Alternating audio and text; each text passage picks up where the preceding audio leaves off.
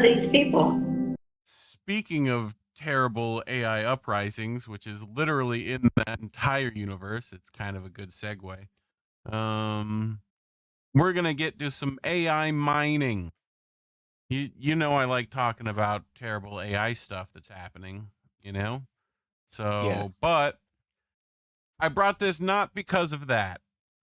So, I want all the audience to put on the reading between the lines glasses, okay? We're going to take those glasses, time for the audience to put on the third they live glasses and read between the lines, okay?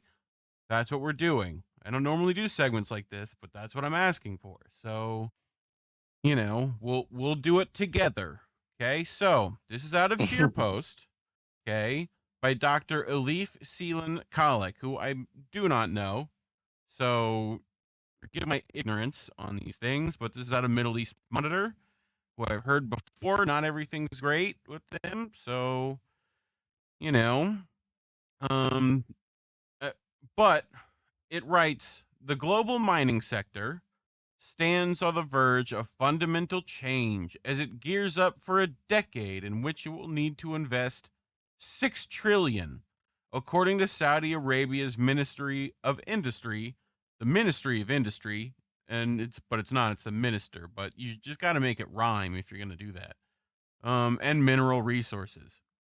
Into this global mix, the Middle East is emerging as a leader of mining innovation and sustainability, particularly in countries including Saudi Arabia, the UAE, and Qatar. So, Kipper, we've talked about these three countries pretty frequently in the last couple of weeks. No?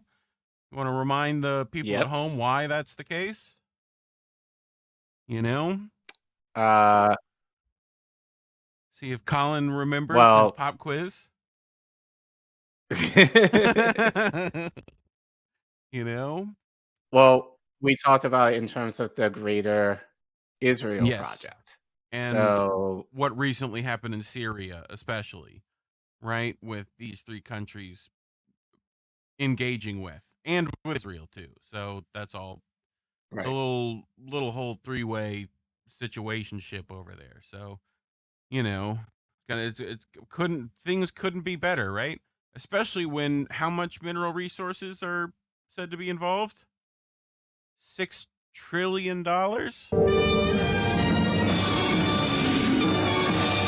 Remember the number, $6 trillion. Okay. So Okay. this is Dr. Elif, correct? Right? She writes, I am inspired by my visits to the many mining companies in Qatar, as well as my memories of the mining sector, as it same now in Qatar, a nation rich with resources, but also requiring a massive area of quick modernization in general. Sound familiar? Sound familiar anywhere? Especially my people who, Yeah. come from a particular region in the world, extra melanated, as we like to call them. Historically known for its large reservoirs of oil and natural gas, the Middle East is now beginning to realize its untapped wealth in minerals. Saudi Arabia's Vision 2030, a strategic plan aimed at reducing the nation's reliance on oil, places mining at the center of its plans to bolster growing levels of the economy. The kingdom's untapped mineral reserves, an estimated 1.3 trillion worth, including gold, phosphates, and rare earth elements, which I'm betting including lithium, challenge the region's historic narrative of inaccessibility, highlighting potential contributions to global supply chains. So we're starting to get into it, Care Bear. We're starting to get there. Just as a reminder, if we want to head over on into Europe real quick, right? Okay, the real reason for that war over there in the Europe's, right? 26 trillion in natural resources, thanks to reporting from Active Measures and Mr. Alex Rubenstein, who's a part of which the mineral map in this thumbnail is from a Ukrainian government website.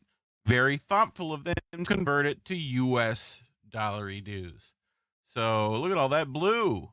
Look at that blue. Okay? Right? The lightest of blue colors is 10 billion.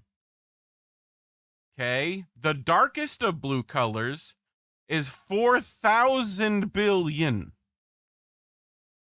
Ugh. Okay. Right.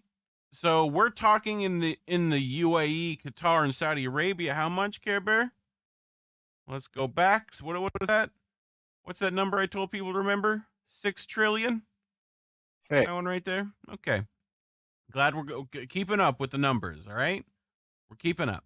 So Qatar took a page out of the UAE's playbook, using its technological and financial power to position itself as a regional center for mining innovation.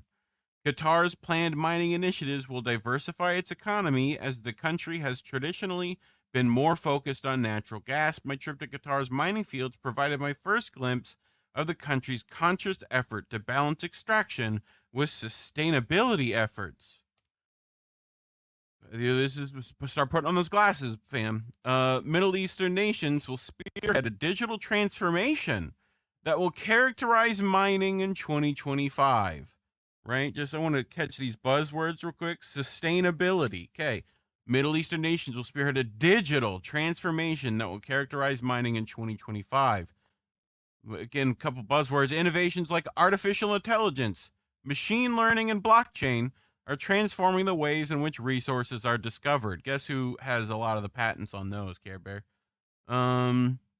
Extracted and leveraged digital twins, virtual copies of real mining operations, are allowing predictive maintenance and efficiency of operation, saving money and limited environmental damage.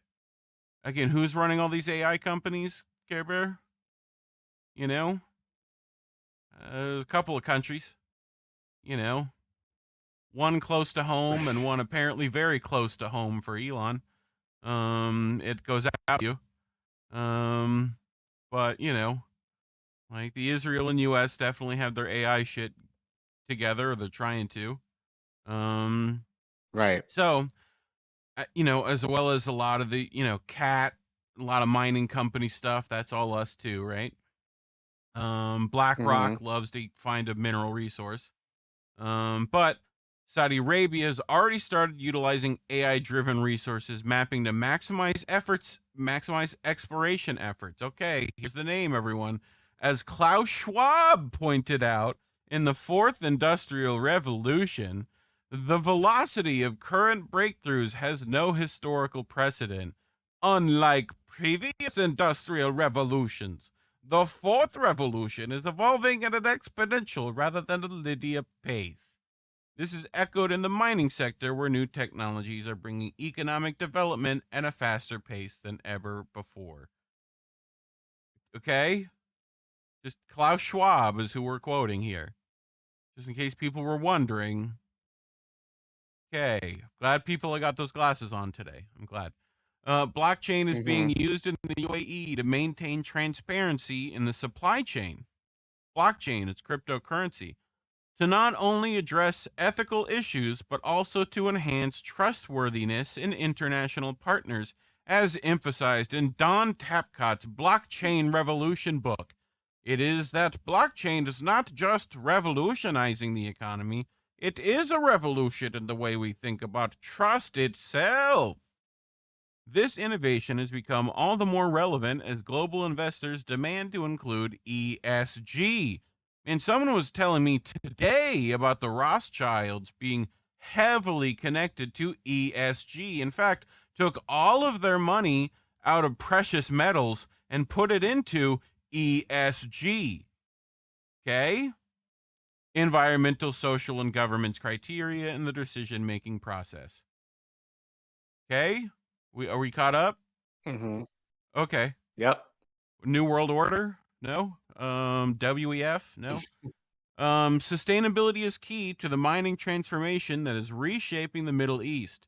On a recent trip to Qatar, I looked at their water recycling systems, their in-house renewable energy in the mining operations, all indicative of a movement towards sustainability. You know what other thing had water recycling systems in it, Colin? Dune. The the entire universe of Dune, water is very important. I Okay. You, they literally steal it from bodies. because bodies have water in them and it's precious. So just saying. Um, you know, essentially Dune is space Middle East for the most part, if I remember correctly. But um, yeah, Indy also said the Rockefellers, as well as whoever I also said, Rothschilds, both of which are big into ESG now. Qatari Mining Company, one of the world's largest mining companies, is leading efforts to cut carbon emissions through solar-generated electricity and phosphate mining. This commitment to greenism is evident through the end goals of Vision 2030. Okay? All right. The Middle East mining ambitions are also driving collaboration across the region. The GCC Cooperation Council countries are uniting forces and knowledge to form a joint mining strategy.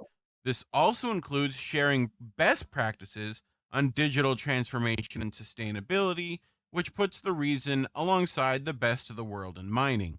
But geopolitical hurdles persist. You think? The region's multifaceted politics could also affect the stability required for longer term investments. Furthermore, competing with each other for foreign investment might also lead to tensions between countries of the Middle East. Solving these problems will need a unified response and collaborative effort, utilizing the likes of the Future Minerals Forum held yearly at Riyadh. So, a digitally transformed mining industry requires a skilled workforce, might be less so depending on how digital it gets. Middle Eastern countries are investing in education and training programs to prepare their citizens. This will be done through partnerships with top global institutions and the establishment of local mining academies. Sound familiar, Care Bear? Any of this ring a bell? Mm-hmm. Yeah, okay. In Qatar, I spoke with local experts who highlighted the need to combine traditional knowledge with new technology. This method allows the region's mining labor force to be innovative and also culturally grounded. So, yeah. Um, Again, sustainability, UAE and Qatar among the leading players for this, right? Um, you know, She's reminded of Rumi's words, try not to resist the changes that come your way. Instead, allow life to live through you and stop worrying like your life is spinning in all directions. How do you know that your own side is better than the one to be? So, a lot of flowery words here. But yeah, I mean, thoughts before, people can read her background, Harvard and Oxford, you know. Um, Observer at COP23. We've talked about COP23 before. Probably some of the few who've talked about that in the space. And she went to the University of London. So Mm-hmm. we've actually talked about the University of London specifically, I do believe. I think we talked about Alan McLeod's article, Spy School, when in regards to the, you know, University of London. And I think that was also King's College, right? Yes. Vaguely. So yeah, just a whole great article all around, no? Um, I'm trying to remember who said, some African leader who was like, the colonist will come back as like a, you know, entrepreneur or something like that. You know, I forget. Um, but anyway, closing thoughts? Anything you got? No. Um, Yep. again, just just more Israel shit that I don't want to talk about I anymore. know, dude. I know. I mean, this is at least slightly different. There's some slightly different countries Slightly. involved, you know, but it's all interconnected, Mm-hmm. unfortunately. So, but yeah, it'll be interesting to see that play out, you know. So that couldn't have anything to Mm-hmm. do with the deals they just made, I'm sure.